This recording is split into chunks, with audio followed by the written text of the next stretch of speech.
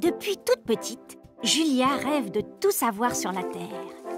Après avoir visité nombre de pays, traversé toutes les mers et passé son diplôme d'exploratrice, elle est devenue Captain Julia, accompagnée de son fidèle lieutenant Tom et du professeur Geek qui invente toujours des choses pour aller plus vite et plus loin.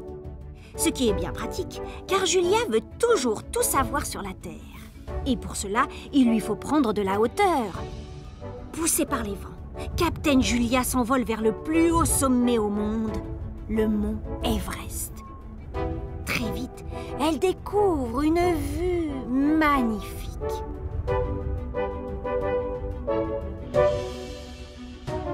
Mais plus elle monte, plus elle a du mal à respirer. Normal, explique le professeur Geek.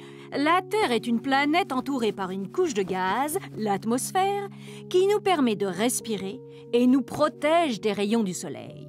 Et l'atmosphère se raréfie en altitude pour disparaître dans l'espace. Pour en savoir plus, le professeur Geek a mis au point une toute nouvelle fusée et une combinaison qui permet de respirer dans l'espace, là où il n'y a plus d'atmosphère. Protégés par leur combinaison, Julia et Tom découvrent pour la première fois la Terre vue de l'espace.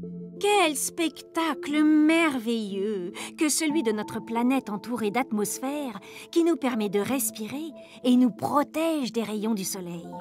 Voyez ces parties émerger, les continents et ces océans. Car l'eau est très présente sur Terre. C'est d'ailleurs pour ça qu'on la surnomme la planète bleue. Julia et Tom peuvent voir de plus près la Lune, ce satellite qui tourne autour de la Terre.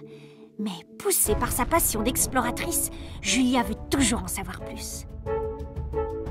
Heureusement, la fusée du professeur Geek est très rapide.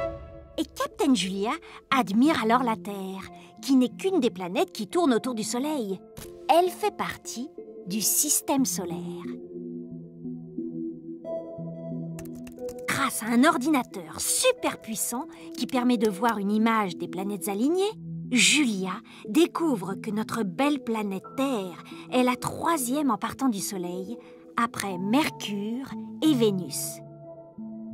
Mais plus intéressant encore, dans l'état actuel des connaissances du professeur Geek, c'est la seule planète du système solaire à posséder de l'eau à l'état liquide et une atmosphère.